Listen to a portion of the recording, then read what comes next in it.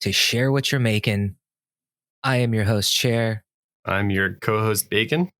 And together, we embark upon a journey of Web3 creatorship sharing, the likes of which have never gripped the airwaves before. Thank you for joining us. It's a good intro. It was almost too clean. It was almost too good. It was almost. That's why I felt like I needed to interrupt again. Just and comment that it was good, because otherwise it would have been too clean and very Star Trek.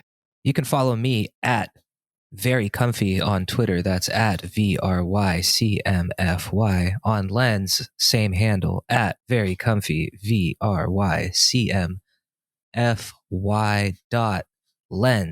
How about you, Bacon? Yeah, I mean, people should follow me on Twitter if they want to this point, but it's at Baconator with the Ash, so BACONAETOR. And then on Lens, I haven't been active there yet, but it's Bacon OG, so at Bacon OG or baconog.lens, however that works these days. So we'll see. I'm pretty hype about it, but I haven't actually done anything with it yet. This show is brought to you by Metagame. You can find Metagame on Twitter at MetaFam and on Lens at metafam.lens. Metafam, Metagame is on Lens. Metagame only if you stay up late at night.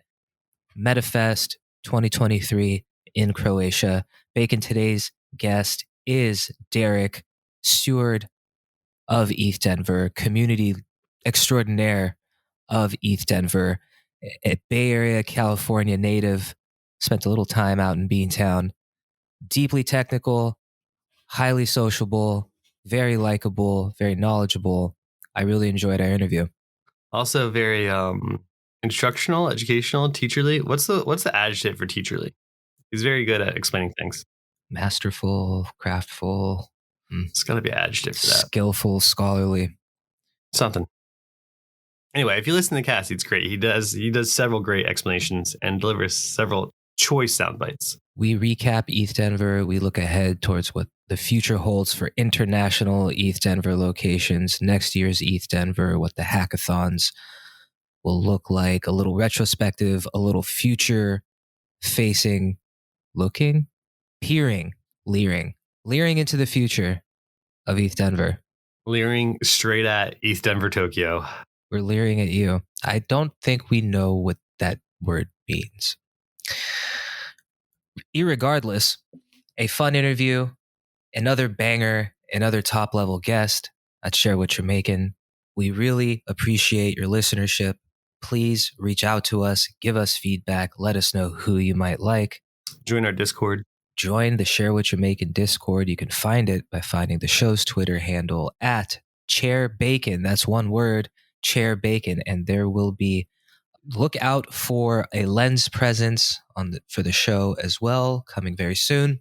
Without further ado, let's get right into it. Our guest today hails from Oakland, City of Dope. Couldn't be saved by John the Pope. Oakland, City of Liars, where everyone's rolling around on 20-inch tires. Oakland, home of the rock.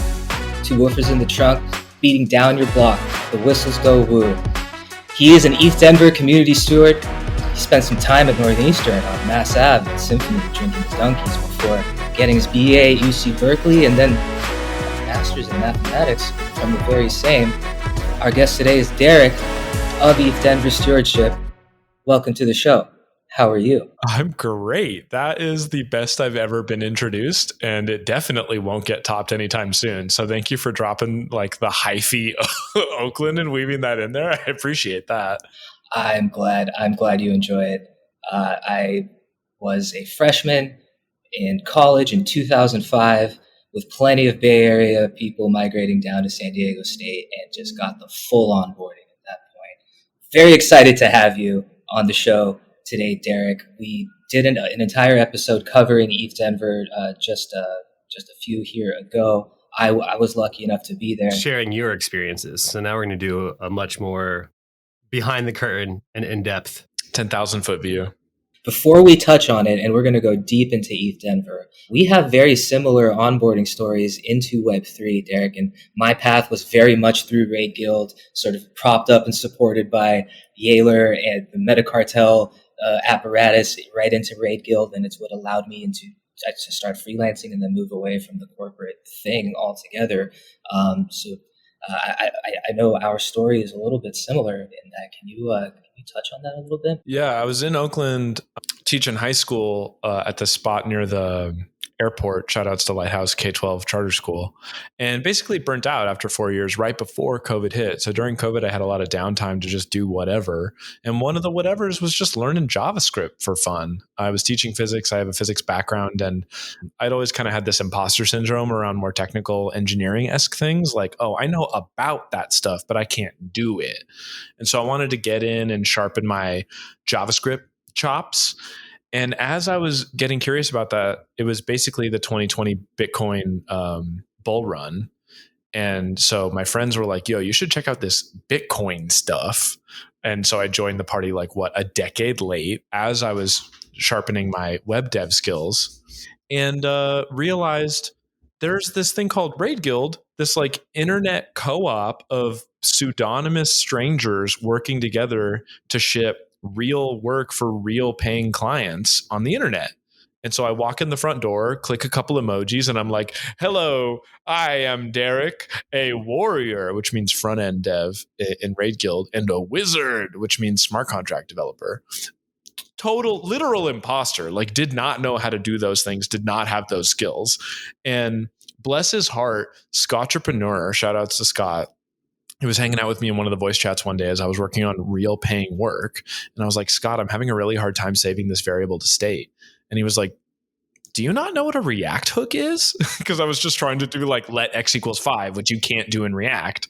And I was just like, no, I didn't learn that one yet. And he was like, oh, maybe instead of being a warrior, you should be a monk. You should just class change to be a project manager here because you're conversational in this stuff and you've got good people skills. Just interact with the client, keep an eye on the devs, do some cat herding. We've totally got a need for you. And so without that intervention on Scott's part, I think I would have just bounced like a fraud and been like, this isn't for me. Web3 is too complicated. I'm in over my head. Because like a lot of folks I've talked to since then in the last year and a half, oh God, 2.5 years of being in the industry. No, 1.5. It was actually 2021 now that I'm thinking about it. A lot of folks have that feeling because like crypto is a niche of technology, right? And so it's by default jargon laden, male dominated, like obtuse, not very cool or fun or well designed. Basically, I was Dow-pilled from day one. Like the reason I'm in this space is because there are these communities of people that care for each other and look out for each other because of some shared values or goals. I'm not here for the like libertarian, not your keys, not your coin, get off my property vibes. I'm here for the like, let's make internet co-ops so we can work together and have less extractive value systems sucking out whatever value we create for the sake of the shareholders. In other words, I have pretty socialist goals in the space, and I think it's ironic how we can coexist. It's beautiful how they can both coexist. Like, I'm here for both, or I was like pilled on both from the beginning, even from like my first "this is what ETH is" onboarding moment at an unsanctioned rave in the Joshua Tree Desert was like, which are few and far between. It was both sides. It was the super freedom to just leave me alone stuff, and the how we can coordinate working together and direct rewards, direct incentives, magical smart contract things.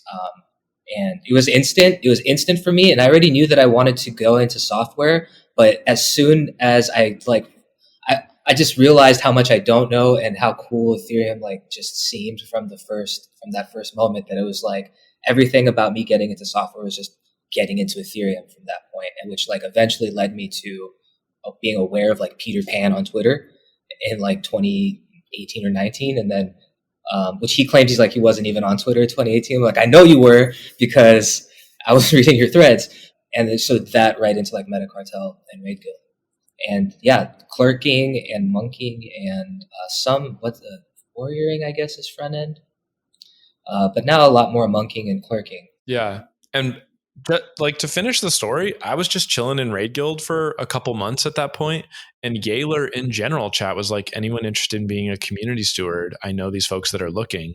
And I got introed to Justin and John through Yaler, and we ended up realizing there was a lot of alignment there. And I've been there at ETH Denver now for like a year and a half. Sorry, Raid Guild. This is a classic Raid Guild problem. Like talented people come in and then meet other organizations that are hiring, and then Raid Guild loses its talent. So it is with a heavy heart that I say thank you, Raid Guild, for giving me that opportunity. It's amazing how our stories mirror, like right down the line, except for the master's degree in physics. No, to be clear, it's a master's degree in science and math education. It was how I got my credential to be allowed to be a high school teacher. Understood. It's just a credential. This podcast is brought to you by Metagame. Find us at metagame.wtf, wiki.metagame.wtf, and follow MetaFam on Twitter at MetaFam. Metagame. You'll leave with more questions than you started with. So, Yaler introduced you to the, or through Raid Guild, and a ping from Yaler introduced you to the Spork DAO and the ETH Denver team. And that was the inception of that. So, what is your role now with ETH Denver or with Spork DAO? And sort of, I watched and really enjoyed. It was my first, other than in the Raid Guild Discord, my first introduction to you was hosting the hackathon final, sort of like that final hackathon judging session going right before the party. I really enjoyed that. You did a very good job, and that was an awesome event. So yeah, what is your role technically at the? We call them stewards. Everybody's a steward at Raid Guild. Is very Colorado. I'm a community steward. I steward the health of the community in the broadest sense. I interact very closely with our marketing steward and just make sure that, I mean, real crazy, just to like sort of peel back the hood a little bit and mix my metaphors. I'm technically employee number one at Spork DAO. The first 5 years of ETH Denver existing were completely run by volunteers. And then the co-founders, John and Justin, at one point were like, we want to capture lightning in a bottle. We need somebody who's going to be a champion of the real vision, because this isn't ETH Global. This isn't copy paste our playbook into different cities and move on. This is only ETH Denver. We're a co-op that came out of a grassroots community scene and have this value of Buidling, where we build cool things based on smart contract technologies. And then there's the Buffcorn Ventures part and the Spork token part and the NFTs. We need someone who can help clarify this ecosystem of cool shit we've developed and be the Schelling point that people rally around and keep the party going in the off season after the event. So that's why they brought me on. I've got a background in technical education and improv comedy, which is like the most annoying intersection of someone who mansplains things and thinks he's funny. So yes, and very useful. Yeah. One of the highlights of many, I was just thinking back to that event in particular, that hackathon event. And before it got started, there was a stand-up that was, I mean, it's such a hard ask for stand-up to come into a room that size with a crowd that's not ready for stand-up, but she was doing a great job. I was like, wow, like this is, but she was dropping some incredibly funny lines and nobody was, so it was a hard job, but she did a really, really great job. But she was doing like a Q&A with folks and just like, hey, come up on stage if you have a good story. And then some small friends started coming up. There were some like 12-year-old ETH Denver hackers that were coming on stage and telling their story. I was like, wow. I kid you not. The 12-year-old and the 13-year-old, Chris and Leo, had both gone through a sort of like stealth mode program we'd had during the first 6 days of ETH Denver this year called Camp Biddle. We actually ran a boot camp during ETH Denver that like 0 to hero got people ready to submit projects. There was like 177 participants or so. They were the two youngest people. Oh man, now you tell me. That could have been me. Yeah, it was free. We had free lunch. We had like Patrick Collins, Nader Dabbit, Cami Ramos, Austin Griffith. Like it was stacked. And they were both members of it. So to see them come in as essentially noobs to Web3 and literally children, and then on the other side of it, be biddlers and network. And I know at least one of them, Leo, won prizes. So this 13-year-old's winning money at his first hackathon. And I was just so proud. I was like, yeah, Leo, get up there. You can do it. You're the future. You're the present. God damn it. That was a lot of fun. I'll put in a plug for, speaking of educational content and you being a good educator, I'll put in a plug for your Coding with Derrek videos. that are on YouTube where you go through coding tutorials. I don't know. I've had a bookmark for forever. I haven't actually watched them yet, but I will. And they sound fantastic. Yeah, I think that speaks to something. If we want to like take a real philosophical detour to onboarding, because like my in is education. And ETH Denver's ethos is Buidling. So the whole mindset I have is how do I take somebody who can't Buidle yet and emotionally convince them this is possible, and then also provide the literal resources they need for that journey. That was the impetus for the Code Along with Derrek series. Like, all right, Patrick Collins just posted a monster 32-hour free code camp video on YouTube. Let's have our community just Mystery Science 3000 the hell out of that for the rest of time, where we just come together, watch the video, pause, talk about it. And what it turned into was people watching me learn how to code, which I was not mad about, but it was not the vision. I wanted us to learn how to code together. But I think about that all the time. Like, how do you create spaces where people can level up together? You can find Derrek on Twitter at the Derrek, Derrek, Derrek, and on Lens, Derrek.lens. Speaking of Lens, they had a huge presence at ETH Denver this past go. The best merch. It got stolen. When you say stolen, I mean, before the event was over, in the middle of the night, somebody went and took all their boxes of merch before they gave it away. Oy, oy. I know, that's the alpha. What a tangled web. Yeah, so watch out for merch on the black market. They really the comfiest tees with the I found that font in Figma, and I'm using it in everything now. Taking it, Lens. Everything is open source. But I'm very excited. Like we spoke just for very briefly about taking this very podcast into the Lensosphere. I noticed that you just got your handle recently. I'm very excited. Infinity Keys has been doing a lot with Lens and will be doing a lot. So, speaking of ways to find you, where can we find the Code Along videos? Those are in our Discord and on our YouTube. If you want to just watch the videos like a weirdo like Bacon, then you can go to our YouTube and look for Code Along with Derrek. But kind of the whole point was that we were doing it live. And so if you want to get involved in the community and participate in whatever version of learning together we're doing on whatever week you check us out, it'll be discord.gg/sporkdao, SPORKDAO.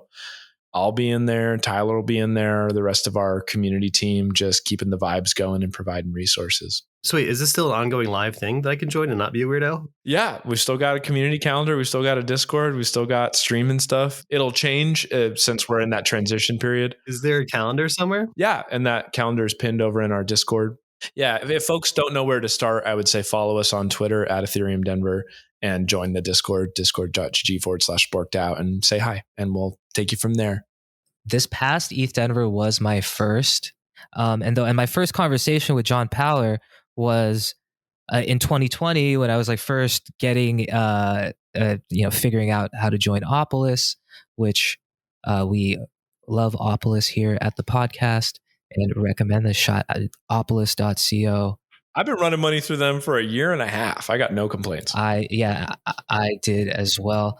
I mean, it's if you have a steady income stream that comes in crypto and you're looking to have insurance and pay stubs and W-2s and the same type of income stream that you would get as if you were at Safeway, if you were an employee at Safeway with your stubs and your lease being covered. That's how it feels sometimes, the same type of income you'd get working at Safeway. Anyway, it's not even just for crypto though. It's any kind of freelance work. If you just have freelance contract or whatever. Yeah, it's a co-op of freelancers that want access to group discounts on healthcare. And a W-2 to make your taxes easier. And a W-2 to make your everything easier. Renting an apartment, getting a loan. Yeah, so you can have official documentation that you have a regular salary, even if you really don't. So you can get those sweet loans. I'm employed by Coleman Ventures LLC.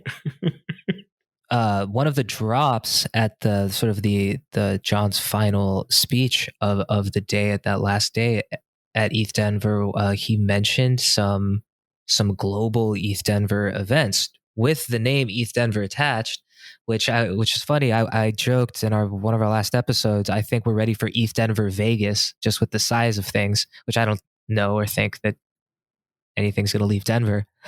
But it sounds like things are leaving Denver a little bit. Wow, that's really funny. It's always, because my background's comedy. It's funny to me when reality is funnier than the joke you could make about it, because that's the vibe. I mean, the truth here, the alpha, is that ETH Denver has a model that it's optimistic about trying to spread to other parts of the world in an effort to make access to this kind of an innovation festival, as we call it, more possible. We don't want to do another ETH Denver US because the folks that can come in the US already do. We want to do it 8 hours this way and 8 hours that way, like somewhere in Europe perhaps, or somewhere in Asia perhaps, so that the world has more access to this kind of opportunity and culture and community. So to that end, I look forward to seeing you all at, and we have not, to be clear, chosen when or where these things would be. I'm not trying to be cheeky with you, but I definitely, the jokes internally are like, can't wait for ETH Denver Tokyo. It's like the dumbest naming convention. So that's obviously not what it's going to be called, but I love that you and I were on the same joke wavelength. Like, yeah, really stoked for ETH Denver Paris. I think there's an argument to be made that it should continue to be ETH Denver and then append location here. And the meta is that. Yeah, of course. I refuse to call it anything else. And yeah, I don't know. I can align myself with that. You know, in terms of next year and just logistically, because I am getting prepared already, and I'm sold on Denver as a city as a whole, and want to relocate there. But are we looking at the same situation at the event center and the arena and everything for next year? Run it back?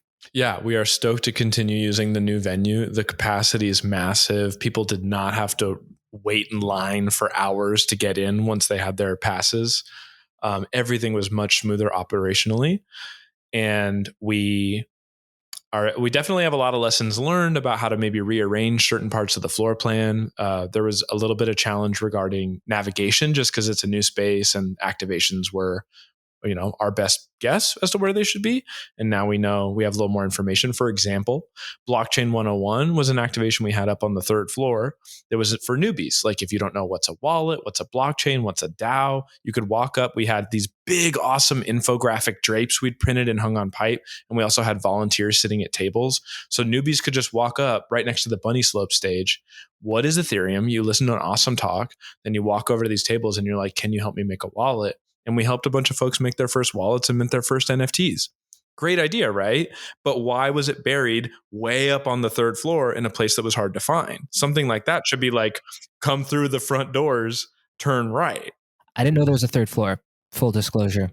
Where you enter was the second floor. There was a first floor below it and a third floor above it. I spent so much time at the Raid Guild booth that I was there. That was my home base. That I would sort of go to the game arcade a little bit. I didn't get to go to the art installation area with the Doge Bergini in the back until the second to last day. The Doge what now? He's talking about the Doge McLaren, the Doge McLaren. No, yeah, get out of here, that Doge McLaren. Controversial aspect of ETH Denver for sure. IRL Art had a very cool art installation back there as well. Shout outs to IRL Art. Rob from IRL Art also attended Camp Biddle. He was there. Did he really? Chopping up. Yeah, he crushed it, dude. He was there the whole time. Rob, the art museum.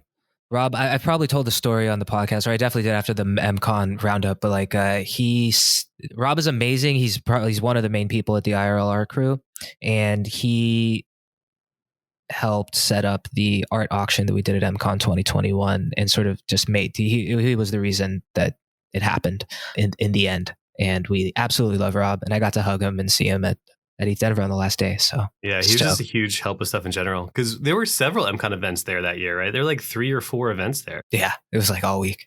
Love that space, and they don't have it anymore. So I'm excited for. Wait, they don't have that space anymore. No, they moved? the next to the ramen, there was the best ramen and the best event space ever. The most underground, cool space. Did the real art? Sorry, people can't see my air quotes, but did the real art place downstairs take over? I'm not sure. And the last part of this sidetrack. So the first day at MCon, I was there, and there was a real, quote unquote, fancy art gallery that was upstairs at that space, or on the ground level of that space, and then IRL Art is in the underground spot, the basement. And I walked into the gallery and I'm here for the event. What's going on? He's like, there's no event here. I'm like, is there maybe another art space here that is not this place? And he's like, I don't know. They totally they totally like sent me on a wild goose hunt. The speakeasy of art galleries. Yeah, it was they had a full stage set up there. Where are they now, though? Nowhere, but I'm sure they're going to have they don't have a physical location currently, but I've been tracking it because I want to do something with them as soon as they uploaded. They're in the metaverse now. Yeah, basically. It's the San Junipero episode of Black Mirror, and they just uploaded their consciousnesses so they could be lesbians forever in like a seaside city. Wow. Community wise, I didn't get to do the hackathon week. I'm definitely going to do that next week. I'm probably like didn't get to. You didn't prioritize it. I don't want to hear any excuses. That's true.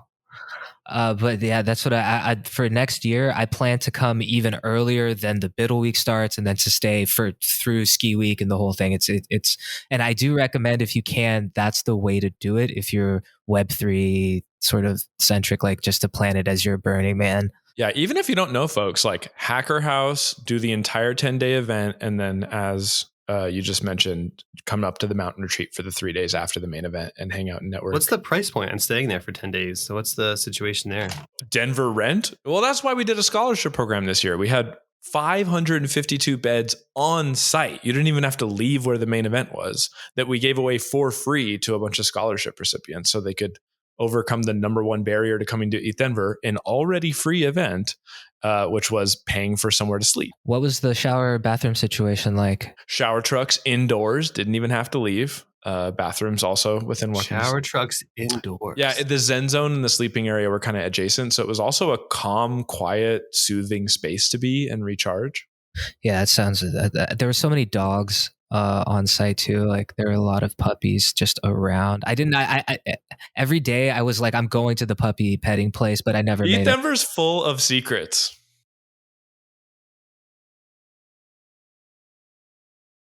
We're going. Chair Bacon is going to have a presence at 2024. Chair, can I crash at your house for the 10 days? I think we should. I to just plan on air, but yeah, we should do a house. We should have a house exactly as Derek described. The way to go is to rent a house. Well, aren't you moving there? You're moving to Denver, aren't you? Hot update. No, I'm moving back to California. That's right. I think you did tell me that. Yeah, the last minute pivot, but gonna move back to California. What are we talking? Encinitas, South O, downtown? Inland Empire, 909. Oh, you like that? Huh? Poor thing. I grew up in Orange County. San Bernardino Mountains, though. Yeah, no, it's yeah, it's the part. I don't know. I describe it as the part of the 909, like that is cool. People come to the show for the deep, like SoCal, not LA, not San Diego, but everything in between talk, right? Just try to make one person laugh or go, "Whoa, was that for me?" Yeah, no, I got that 714 area code, baby. Yeah, you got to get on the 10 and go way past the Rosemead Rose. If you hit Palm Springs, you're gone too far. Or just keep going to the Salton Sea. What are you excited about for the 2024 coming up? I know there's some international stuff. I was very excited. Or let's focus in next year. The game arcade, the arcade area. Let's start with the blockchain arcade. My favorite part, DDR, was a huge hit. But my favorite part was there were so many stations set up with all the different games, current and upcoming, and all the devs right there to pump their own game as you play their demos. It was a really amazing feature and one of mine. What are you looking forward to next year? Are we like of all the features? I've sort of just focusing in on one that I enjoyed. I'm sorry. I care first and foremost about the Buidling, which is I'm going to explain Buidling real quick and not. My teacher brain is always like, don't assume people know what Buidling is. So the only thing you can do with Bitcoin is hold it. So Maxi's turned that into a meme. You can hodl, aka not sell. But over on Ethereum, which has a smart contract layer, it gets more interesting because you can build code on top of the machine. So instead of hodl, we biddle or build interesting projects using that technology. So our entire ecosystem of biddlers biddling their projects is the key thing and the part I'm excited about, because every year the prize pool gets bigger, there's more sponsors and people coming back. We're growing out of the infrastructure phase where folks are like, choose my node provider, choose my wallet integration, and going into like, okay, we've kind of dialed in like the small number of folks that you would want to use for these key pieces. And we get ever away from the B2B SaaS land that I hate so much, that I know very well from San Francisco, and toward consumer facing stuff. Like, how do you solve real problems for real people in a way that gets them to use your app?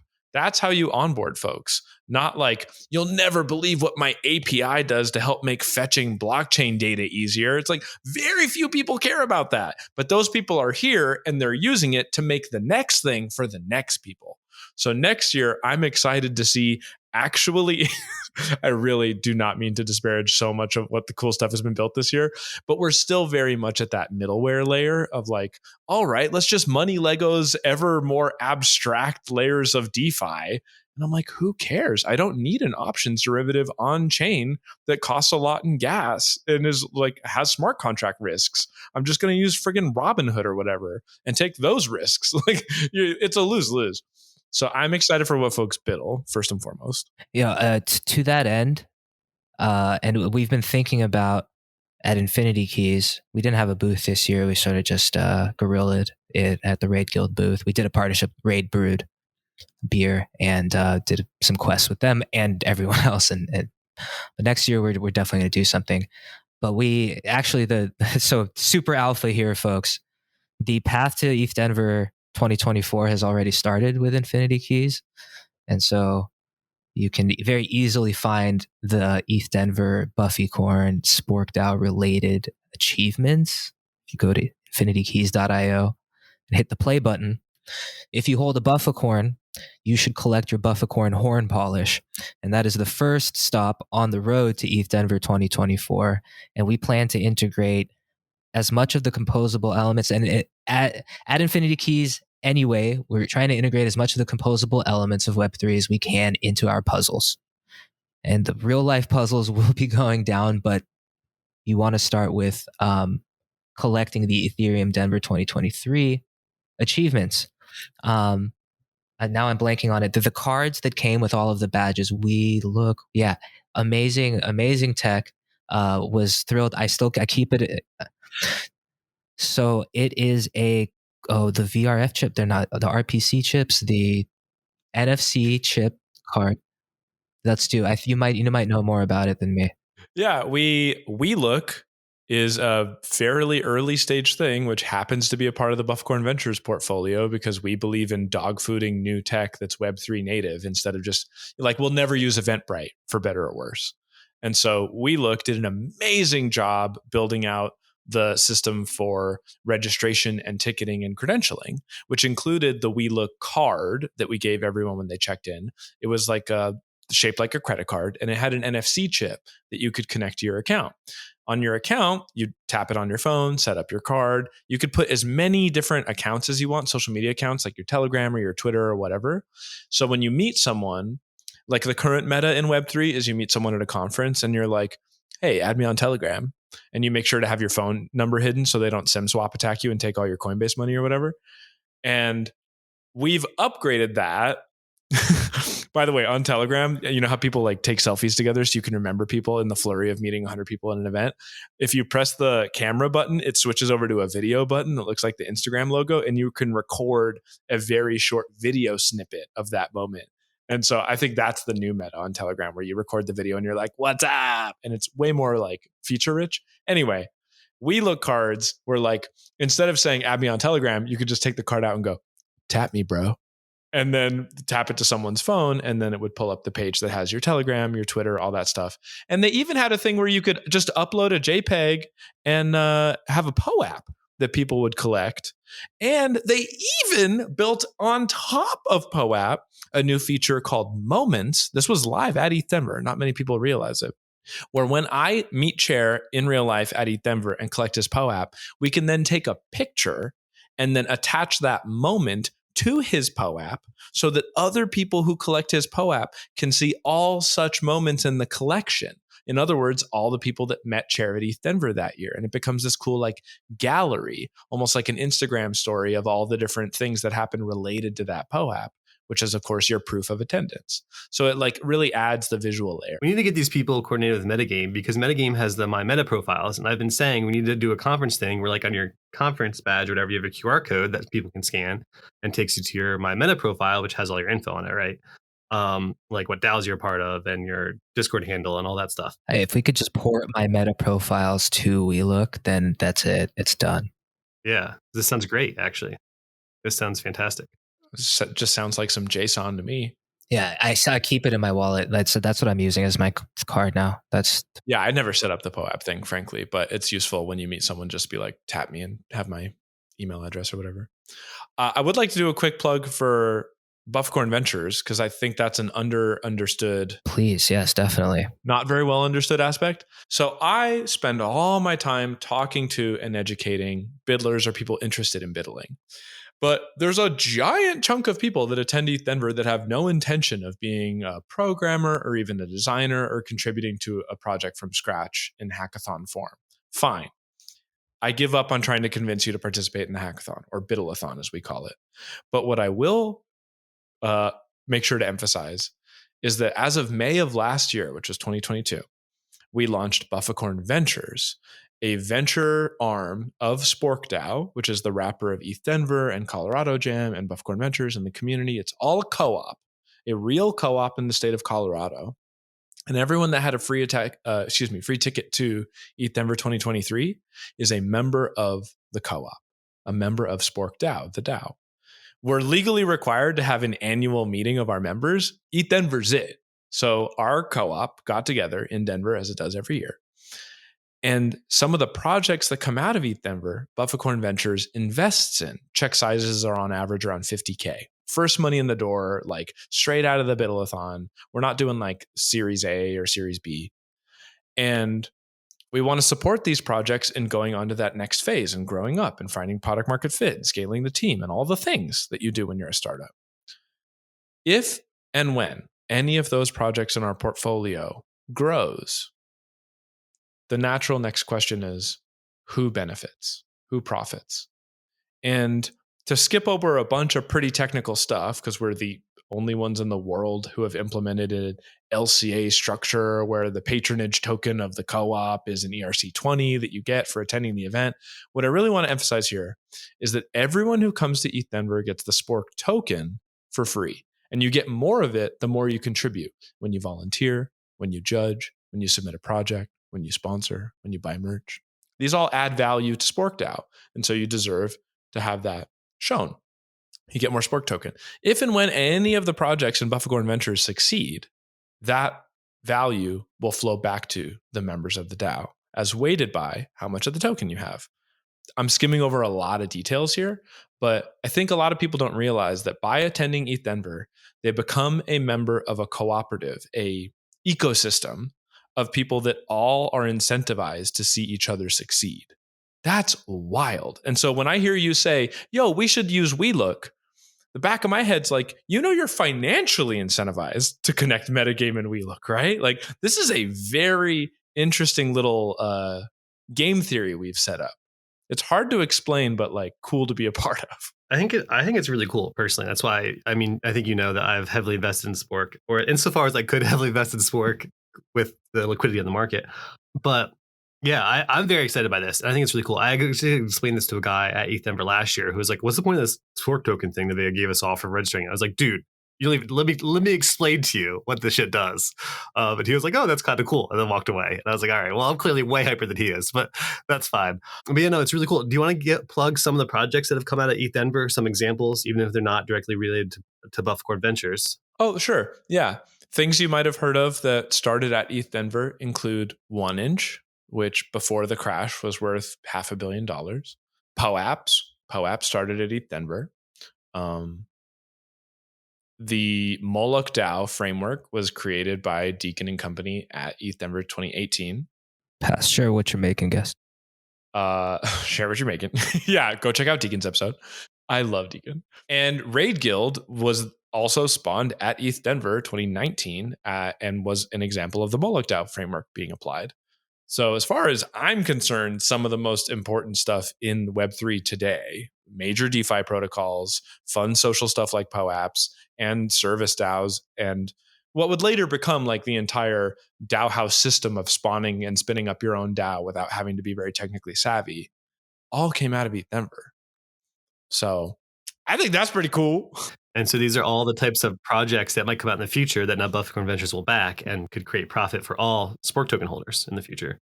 Yeah, I don't endorse any of what Bacon's saying. I haven't run it by the legal team. We give the Spork token away for free to people that come to the event. No, I don't know what liquidity you're talking about. In any case, Spork is cool. I'll say that. Spork is cool. Not financial advice. Do your own research. Yeah. This is not an endorsement of any type of asset, both. Yeah, all of that. Thank you, Chair, for covering my ass legally. As I just spew off the most important shit you're not supposed to say. Yeah, you're our straw man. Like, Bacon, you made your own bed. You could lay in it. Yeah, do your own research. Make your own bed. MYOP. That's interesting. You have a physics background. Mm-hmm. And our last guest, Corey Petty, the one of the security minds and big brains over at status.im, SNT token. He's a security expert now, but also a physical chemistry, way over my head. Yeah, he's on that verge of chemistry and physics. So believe he said he was a physicist when we talked to him, but he's in that physical chemistry, physics of like small molecule interaction. So now we're on a run. Like, I don't know who our third guest is going to be, but they have to have a physics background, which is it's a fun goal. It's a fun goal to adhere to. You were at Northeastern for a bit. I've been planted in the Back Bay. I've been going to Northeastern hockey games for the last 4 or 5 years. The Bean Pot at old Matthews Arena. Take your shirt off if it's overtime. Let's go. Sure, yeah. It's right off the T on the Green Line at the Northeastern exit. The oldest railway system or public transit system in America, the Green Line. Joe's. It's terrible. This is going to turn into a Boston podcast real quick. No, I dropped out after 2 years because I hated New England. Yeah, coming from California, I understand. When you come, I grew up in Hawaii and California. Yeah. That's not fair to me. Oh, and those attitudes, like the Boston attitude, I really enjoyed it because coming from California, only having lived in California, San Diego, the IE, LA, that it's a certain type of attitude. And then you get to Boston and your closest friends greet you in the morning and go, fuck you. And that's how they greet you. And so, and it's in a term of endearment. It's like they love you. They love you. Where I'm from, men hug. That was unheard of in Boston. Yeah, but like there's a get up and go. There's a sort of like, and it, like there's a certain get up and go that exists here, and that doesn't exist in on the West Coast a little bit. So I've enjoyed that part. Of course you do. You could be a hobo next to the beach and just surf and make no money and you're chilling. Is it a theory I read somewhere, or is it a theory I came with my own about the sunrise and sunsets on the East Coast versus West Coast and how that changes psychology? Because on the East Coast, you get the sun rises over the ocean, right? And so you get those slow mornings where the sun comes up early, right? And it kind of drags on. And then the sunsets over the Appalachian Mountains, so it's a much quicker process and it kind of cuts off, you never see it. Versus in the West Coast is the opposite. The sun rises very abruptly and late over the Rockies, right? And then cuts off very slowly over the ocean. And so it's a slow, prolonged sunset out over the ocean. And I can't remember if that's something I read somewhere or something I made up on my own about why the mentalities are different on the East Coast and the West Coast. But I always thought that was interesting. The color of the sky is literally different. Like especially in the fall or in the winter. Like, yeah. Huge plug for Netflix's Abstract, the Art of Design series. Episode 1 is this artist, Olafur Eliasson, and he's the fucking best. He literally opens the episode, cold open. He's like, hi, I'm Olafur. Let's do an experiment together. I'm going to change the color of the TV screen. Don't look at the TV, look at the room you're in. Turn off all the other lights, watch this at night, and watch how as I change the color, it changes the ambiance and the mood. And he makes it like bright yellow, and then he makes it like magenta or whatever. And he's like, how is that different for you? He uses your room as the medium for the episode. And his whole thing as an artist is to draw attention to the fact that your mind creates the experience of his art. It exists in your mind. And so as a corollary, the entire world around you that you think is so static is being existed in your mind, and you have more agency in co-creating the world than you might think, which is ultimately a political thing. I think that's strongly aligned with what ETH Denver is trying to say, which is like, let's come create the world we live in, have an actual chance to shape the tools and foundations of what will be how we interact with each other tomorrow, like Moloch DAOs. If it weren't for Deacon and crew creating Moloch DAOs and Raid Guild, I would not have been a part of Raid Guild or be at ETH Denver. Straight up. So I love we're creating through technology communities where people can get empowered, whether that's socially, financially, or some combination, to do whatever they want to do and live in this like post-employee, post-capitalist, idealist world where, yeah, it's like DAOs are clunky, right? Governance is annoying. We're reinventing the wheel, but intentionally. That's an experiment I want to be a part of. And that's why I try to like shill that vision to folks that are on the outside looking in. ETH Denver is a lot of people's first ever Web3 event, partly because it's free, partly because the vibes and memes are good, partly because like Vitalik wears pajamas and the buffcorn suit. So I think it's our responsibility as people with literal microphones to share some of what's exciting about the space while also being honest about the challenges of like how hard it is to get paid by a DAO, or like, you know, scope creep as a software engineer at Raid Guild and like delayed payouts.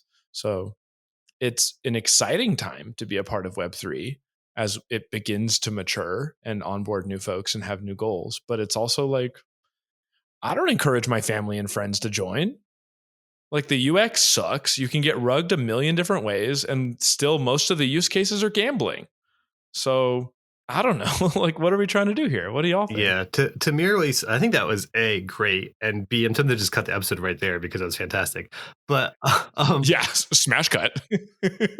Roll ads. To mirror what you said earlier about how you're really excited about what people are going to build in the future and getting away from the DeFi, I'm also excited about that because like whenever I try to sell something like Web3 and it's like, oh, it's the crypto powered new internet paradigm, and they're like, oh, crypto, this is financial shit. I'm like, well, no, it's a whole new way of organizing and creating governance and organizing communities. And like, all right, that's an example of something you do with crypto that I can't do without it. And I was like, I will. Can I? And it's like hard. Yeah, in a minute. But yeah, so I'm really excited to see more of that built out. That's not just financially driven stuff. So what are you saying? Internet co-ops? Raid Guild, dude. Internet co-ops. When I explain what smart contracts are, I just use Raid Guild as an example because the client who does not know Raid Guild and sees a Dungeons and Dragons themed group of individuals who will not reveal their real names or locations or faces, and rightfully so, says, I'm skeptical. I'm not just going to hand over my money. And the members of the guild are like, okay, well, we're not going to work if you're not going to give us money. We're not going to finish the project and then want you to pay us. And so from day one, the interaction between the client and the guild uses a smart escrow contract where the client does have to put their money in the escrow contract, but only when the team finishes the project can both sides turn their keys, so to speak, call the function to release the funds. If anything goes wrong on either side, they could turn their key the other way, so to speak, and a third party, Lex DAO, shout outs to Lex DAO, Lex Latin for law, comes in and arbitrates the case. Amazing. So number one, smart contract makes it easier for the client to work with the guild. Thing number two, where does the money go from that escrow contract? Not straight to the project manager's hands, not even straight to Raid Guild's treasury. It goes to a separate smart contract, which is spun up for that team, for that project, where every member of the team is a signer on that multi-sig safe. So I can work with people I don't know without having to trust them, because it would take a majority of them colluding to take advantage of me rather than just the one person who's holding the bag running away. And then you do, normal Raid Guild treasury and DAO proposals and so on. So at every step of the way, the technology makes it possible for people to, we talk about trust minimized all the time, interact with each other and actually pass value around and do work without having to know these people. That's crazy to me. It does actually fundamentally change the nature of work. It changes everything. It changes the paradigm of everything. It removes the need of so many things and overlords and gatekeepers and waste. It's what keeps things exciting. So it's funny. The paradigm of Web3 is there's never a dull day and there's never an off weekend, and it's good times. I spent like 3 days in Leadville in Denver before ETH Denver, and it's at 10,000 feet. It's the highest altitude incorporated city in America. And then we realized our oxygen levels were like 30% lower than normal. We had to book it out of there. I love how Derek, the physics teacher, just nodding on screen, just like, yeah, dude. That's, yeah. Yeah. Denver's a mile high, 5,280 feet above sea level. And that's too high for me. You're talking about twice that. Yeah. So then we found that we got some comfy oxygen cans, and it really changed everything. So in terms of prep for next year, booking a house real early. Soon as the dates come out, to make sure that you're ready. Are the dates for ETH Denver 2024 out yet? No, as of this recording in early April, they are not. So keeping an eye out for that. I will be booking a house ASAP for the duration of the event and into the skiing times up in the mountains. We'll definitely look forward to having you on in prep for that, Derek. Certainly before then, you are welcome anytime. Please come and chop up whatever it is you're making. Yeah, I feel like we need to have him on more just to explain shit. Does such a good job of like explaining things and like distilling things down and getting like great sound bites. I think we just need more of that, to be honest. Chop me up. Once we got video, give you those like promo, like YouTube shorts, Instagram reels, Signal stories. Everyone remember when our favorite privacy-based messaging app rolled out a stories feature no one asked for? Yeah, that was weird. They're still pushing it. Yeah. Status. Okay, should ETH ever get on Signal? I'm just excited for Status, and I'm waiting for that. And everything else is just Yeah, ETH Denver should get on Status, actually. Status is the new happening thing. It's the old new status.im. It's the SNT token, the Status Network token. It's a consensus project. It's a messenger. Our last guest, Corey Petty, who is also our inaugural video episode. Did we record video for that? We did video for Corey Petty, so that'll be fun. So we're going to look great. And that should be out at the time. If you're listening to this, that one should be out as well. And we'll be doing a lot more with Lens in the future. We want to do a lot more with you, Derek. We can dive into all sorts of different pockets, Bufficorns, Sporked Out, ETH Denver. Certainly, like as big announcements come out, we would love to have you on and just chop it up on that. But can't thank you enough for coming. We look forward to it. I think there's so much that we can sidetrack on that we're definitely going to have you on again very soon. Follow Derek on Twitter at the Derrek, THEDERREK, and Derek.lens, DERREK.lens. Also jump into the Discord server for sporkdao/ETH Denver. Discord.gg/sporkdao, SPORKDAO. Perfect. And bother Derek about where the calendar is posted for events. It's been a pleasure. Thank you very much. We'll see you next time, sir. Thanks for having me. Share what you're making with Chair and Bacon. This podcast is brought to you by Metagame. Find us at metagame.wtf, wiki.metagame.wtf, and follow MetaFam on Twitter at MetaFam. Metagame. You'll leave with more questions than you started with. And that was our chat with Derek. Yeah, that was a great chat, to be honest. That was pretty choice. I'm certainly very stoked to be at ETH Denver 2024, and I hope to see many of our listeners there. We will have a presence. The bacon will be sizzling right on top of my comfy cushion. Sounds great. Any parting words for the people before we get out of here, Bacon? No, I think that's pretty good. I think Derek really said it in there. He laid out a pretty good vision for the future, not just for ETH Denver, but for Web3 in general. ETH Denver, Islamabad, Pakistan, coming your way. Well, that's the show, folks. We hope you enjoy it. We certainly enjoy making it. Give us some feedback. Let us know who you would like to hear and see on the show. This has been Share What You're Making. I'm Chair. I'm Bacon. Shalom.